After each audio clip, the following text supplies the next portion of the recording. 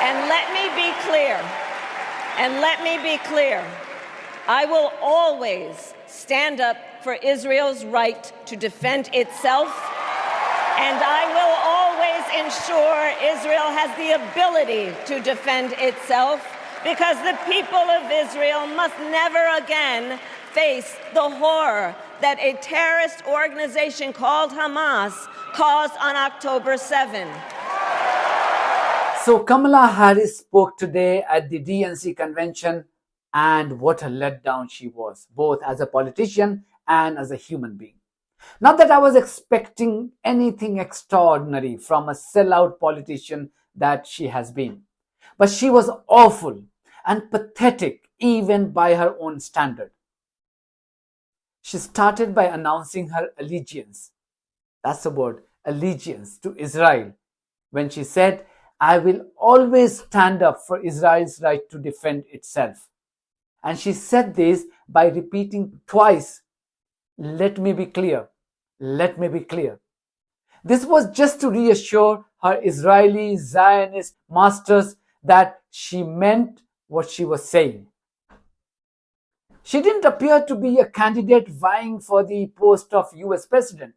In fact, what she came across was as a job applicant desperately trying to impress her future bosses who are based not in America but in Tel Aviv.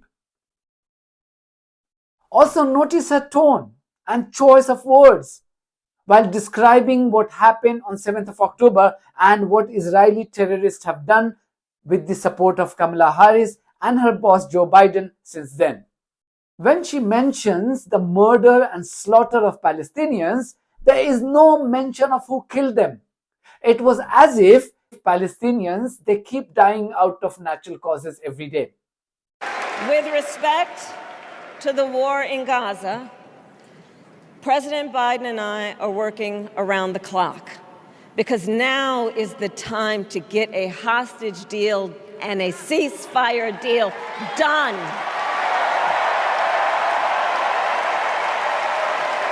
And let me be clear, I will always stand up for Israel's right to defend itself, and I will always ensure Israel has the ability to defend itself, because the people of Israel must never again face the horror that a terrorist organization called Hamas caused on October 7, including unspeakable sexual violence and the massacre of young people at a music festival. At the same time, what has happened in Gaza over the past 10 months is devastating. So many innocent lives lost. Desperate, hungry people fleeing for safety over and over again. The scale of suffering is heartbreaking. President Biden and I are working to end this war such that Israel is secure, the hostages are released, the suffering in Gaza ends, and the Palestinian people can realize their right to dignity, security, freedom, and self-determination.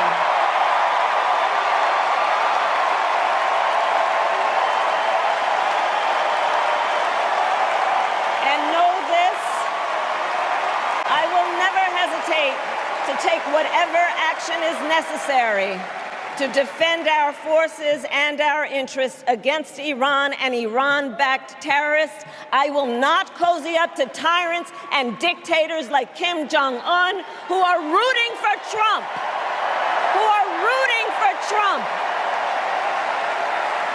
Because, they know he is easy to manipulate with flattery and favors. They know Trump won't hold autocrats accountable because he wants to be an autocrat himself. And as president, I will never waver in defense of America's security and ideals, because in the enduring struggle between democracy and tyranny, I know where I stand, and I know where the United States belongs.